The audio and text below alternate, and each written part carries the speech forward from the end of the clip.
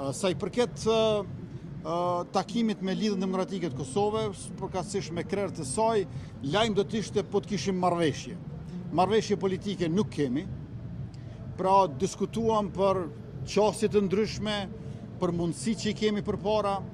kemi nevojë për një marrëveshje politike e cila respekton rezultatin zgjedhor, nuk e zëvendëson atë, por e shndërron rezultatin zgjedhor edhe në kontribut për stabilitet institucional dhe për funksionim të Republikës së Kosovës në mënyrë demokratike. Askush nuk I do zgjedhjet e reja, mirë po nëse nuk do të kemi marrëveshje, nëse nuk do të kemi hapa përpara, përkundër mosdëshirës që të shkojmë në zgjedhjet e reja, fatkeqësisht ato mund të shkaktohen. Për këtë jemi të vetëdijshëm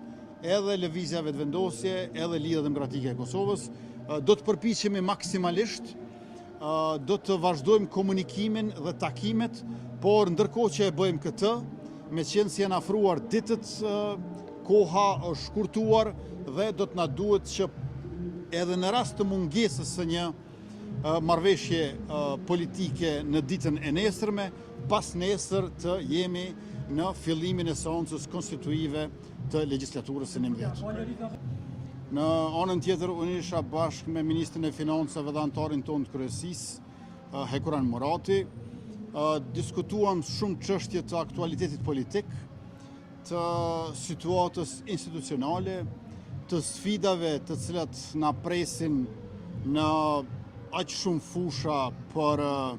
progresin që I nevojitet qytetarëve të Republikës dhe shtetit tonë. Meqenëse natyrisht ndam edhe shumë brenga që I kemi, por njëkohësisht ka edhe shumë vullnet e zell për të punuar bashkë në të ardhmen. Kjo natyrisht që është optimiste për të dy subjektet tona, e besoj që është edhe një gjë shumë e mirë për vendin tonë dhe për qytetarët në përgjithësi. Nuk mund të themi që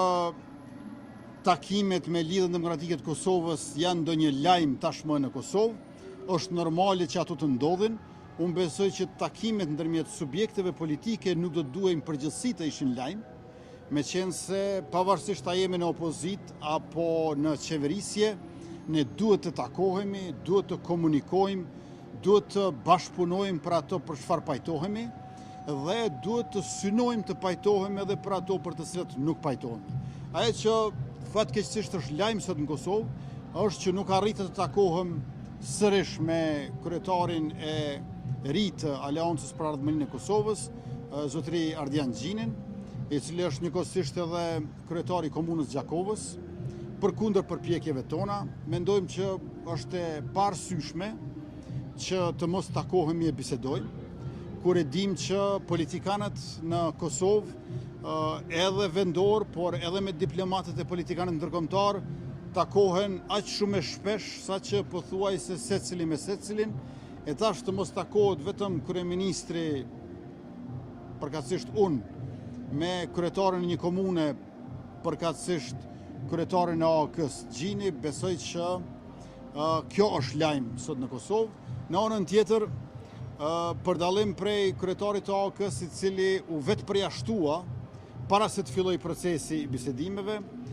e kemi një situatë tjetër gjithashtu jo të lehtë, për shkak se kryetari I PDK-s u vetë përjashtua në fillim të procesit të bisedimeve, zhvilluam vetëm një takim, unë besoj që duhet takohemi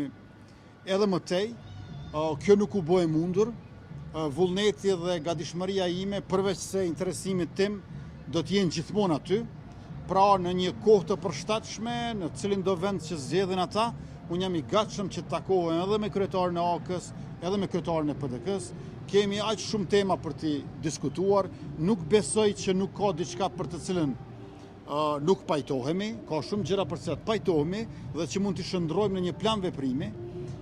Në anën tjetër për interes shtetëror, edhe nëse kemi mos pajtime, nuk besoj që të gjitha mos pajtimet ngelen të tilla nëse ne takohemi edhe përpiqemi që të urrëzojmë ato.